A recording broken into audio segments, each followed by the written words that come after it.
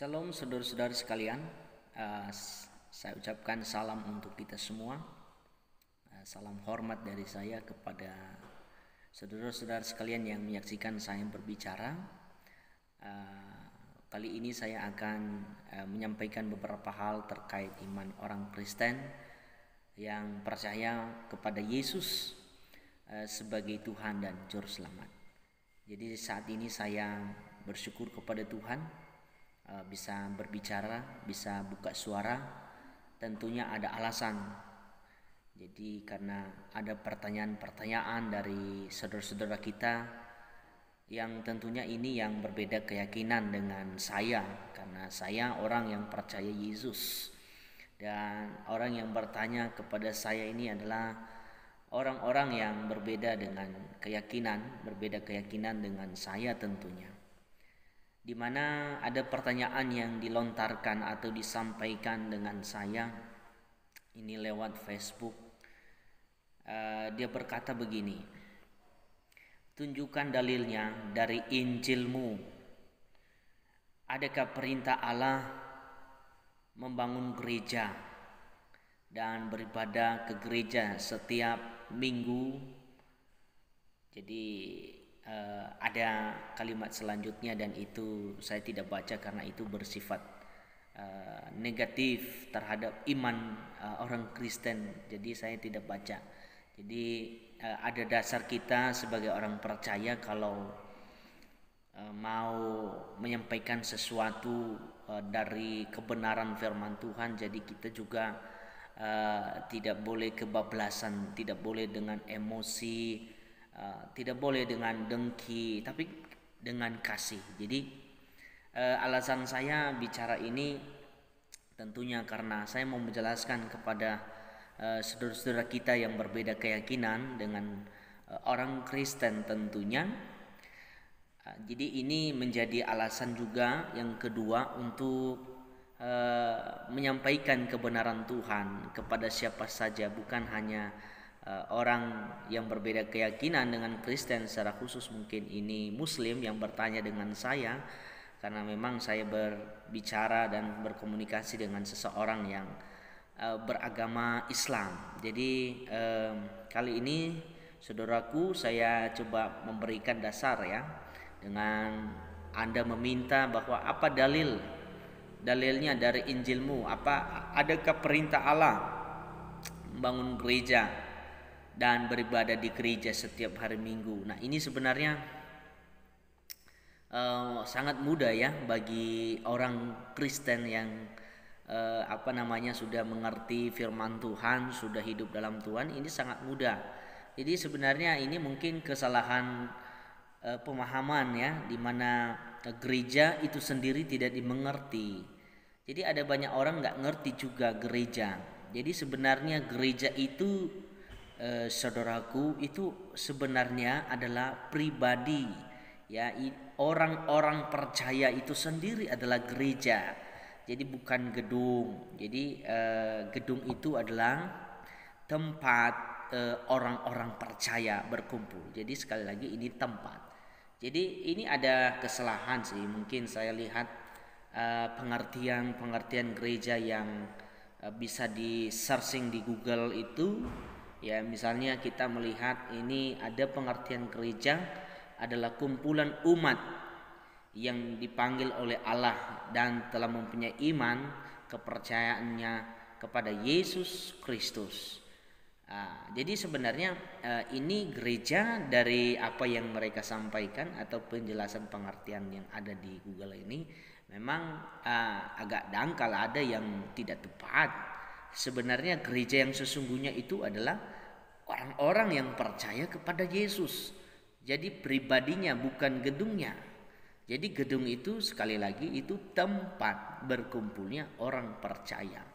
Jadi ada sedikit ketidaktepatan ya dalam memberikan pengertian. Juga itu mungkin dari kamus besar ya, dari pengertian juga dari kamus. Gereja itu yang pertama gedung ya, atau tempat, dan yang kedua itu badan organisasi ya. Misalnya sama kepercayaannya, ajaran, tata cara misalnya Kristen, Protestan dan lain-lainnya. Jadi ini masih tidak tepat saudaraku. Jadi gereja sesungguhnya itu adalah orang-orang yang percaya Yesus itu adalah gereja yang sesungguhnya. Jadi kalau saudara-saudara nanti mau lebih lanjut, mau tahu itu di mana kitabnya, kita lebih terus akan berkomunikasi. Jadi apakah Allah memerintahkan membangun gereja? Nah, Allah perintahkan membangun gereja karena gereja tadi adalah orang-orang yang percaya kepada Yesus.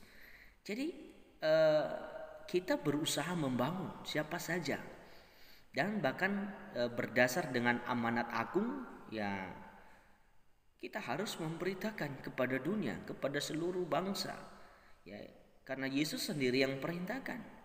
Karena itu katanya, pergilah ke seluruh dunia ini, ya sampaikan Injil. Ya, kalau saya boleh membaca kepada Anda, ini ada dalam Matius ya. Jadi saudara, saya akan baca supaya tidak berkesalahan. Itu dalam Matius pasal 28 ayat 18 sampai 20 ya. Jadi dia berfirman begini, Yesus yang berkata, ini sesudah kebangkitannya, dan ini ditulis dalam Injil Matius. Dia mendekati mereka ya, dan berkata, kepadaku telah diberikan segala kuasa di sorga dan di bumi. Karena itu pergilah, jadikanlah semua bangsa muridku. Jadi ini yang pertama, poin pertama itu Yesus perintahkan kepada setiap orang yang percaya untuk pergi. Pergi ngapain? Ya bukan jalan-jalan. Ya, jadi pergi ke seluruh dunia ini, di bawah kolong langit ini. Jadi semua bangsa ya, pergi menjadikan semua bangsa murid Yesus.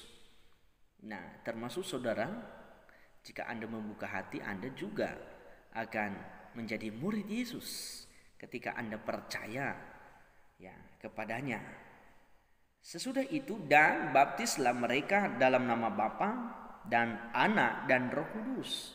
Jadi ada disuruh baptis dalam nama Bapa, Anak dan Roh Kudus. Nah, kita disuruh ya membaptis, dan ini yang terakhir ayat 20.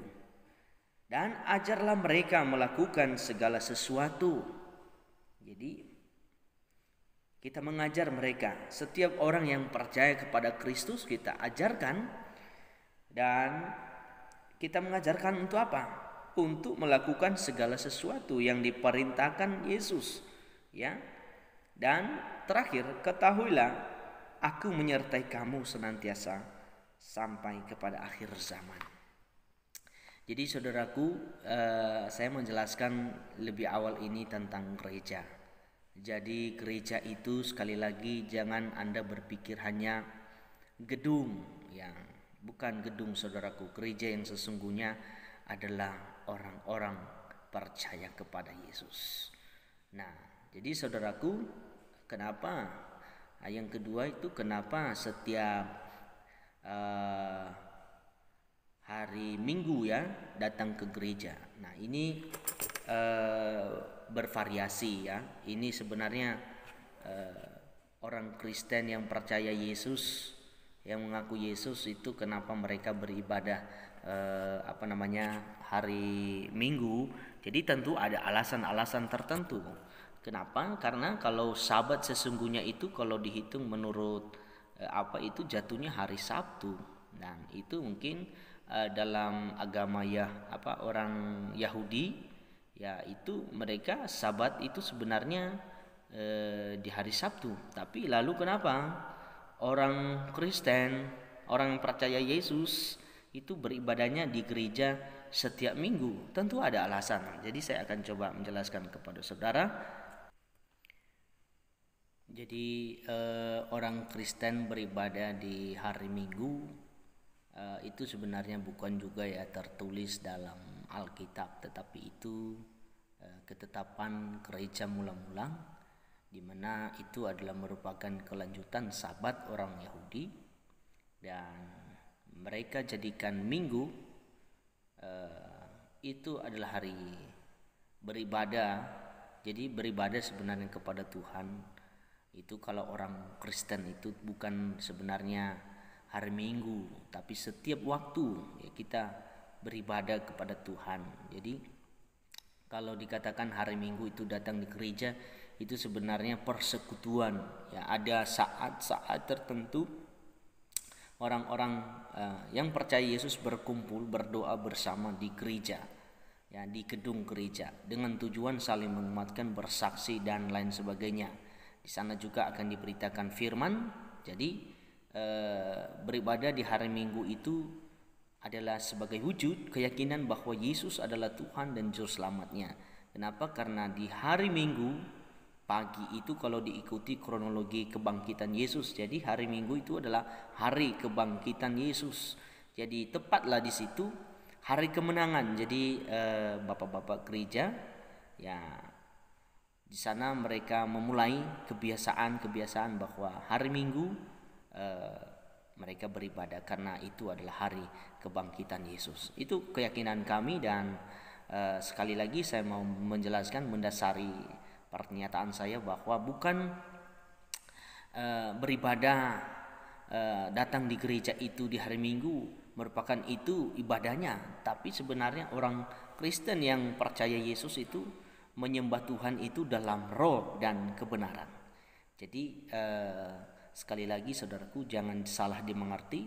Jadi mohon saudara-saudara untuk terbuka bagi Injil, untuk kalau memang saudara tertarik untuk ingin tahu tentang keyakinan orang Kristen ya, jadi bukan dengan cara-cara yang tidak baik. Jadi mari kita berbicara, mari kita saling tukar berpikir dan saling menjelaskan ya, namun dengan dasar-dasar tertentu ya, bukan dengan sembarangan atau karena ada kebencian. Jadi mari kita saling berkomunikasi dengan ada alasan-alasan tertentu. Jadi bagi saya ikut apa yang tertulis dalam Alkitab, bahwa dalam menyampaikan sesuatu hal itu seperti ditulis dalam 1 Petrus ya, 1 Petrus pasal 3 ya, pasal 3 ayat 15. Di sana juga dia berkata begini, tetapi kuduskanlah Kristus di dalam hatimu sebagai Tuhan, dan siap sedialah pada segala waktu untuk memberi pertanggungjawab kepada tiap-tiap orang yang meminta pertanggungan jawab dari kamu tentang pengharapan yang ada padamu, tetapi haruslah dengan lemah lembut dan hormat. Jadi saya menghormati saudaraku, saya berbicara dengan apa adanya seperti yang Anda bisa saksikan. Jadi tujuannya untuk memberi pertanggungjawaban atas pertanyaan saudara yang berbicara bahwa tunjukkan dalilmu dari Injil, bahwa kenapa ya, apakah Allah menyuruh untuk bangun gereja. Sekali lagi membangun gereja itu adalah wujud iman. Orang-orang percaya itu membangun gereja gedung ya, dalam yang Anda maksudkan itu gedung, tapi sebenarnya gereja yang sesungguhnya adalah pribadi orang percaya. Sekali lagi, jadi kita juga wajib membangun orang-orang yang sudah percaya Yesus supaya mereka menjadi pribadi-pribadi yang hidup taat kepada firman Tuhan, hidup seperti Yesus yang penuh kasih, dan itulah yang orang Kristen akan lakukan sampai Yesus datang kembali sesuai dengan janjinya. Jadi terima kasih sudah mendengarkan penjelasan saya secara singkat tentang dalil saya tentang menjawab ya dari pertanyaan saudara tentang apakah ada perintah Allah menyuruh membangun gereja. Dan beribadah ke gereja setiap minggu. Jadi sekian penjelasan dari saya. Sekiranya saudara masih ada pertanyaan, bisa kita terus lanjut berbicara di kolom atau di messenger seperti saudara berbicara dengan saya. Jadi saya menjawab Anda melalui channel YouTube saya. Kenapa? Karena saya juga mau orang lain terberkati untuk mendengarkan penjelasan-penjelasan terkait iman atau dasar-dasar iman orang Kristen. Jadi bagi saudara juga yang mau mendukung channel ini, jadi silakan tekan tombol subscribe-nya itu untuk membantu ya supaya channel ini terus berkembang. Dan pada akhirnya saya mengucapkan terima kasih. Kalau Anda suka, klik tombol like, dan kalau mau juga saudara-saudaramu atau siapa saja kamu ingin berbagi, silakan share video ini. Dan juga kalau memang saudara berkenan memberikan komentar, apa saja komentar saudara yang penting membangun, silakan tulis di kolom berikut yang Anda sampaikan, silakan saja. Yang penting Anda dengan baik, dengan terbuka, ya saya juga akan senantiasa membalas. Jadi terima kasih.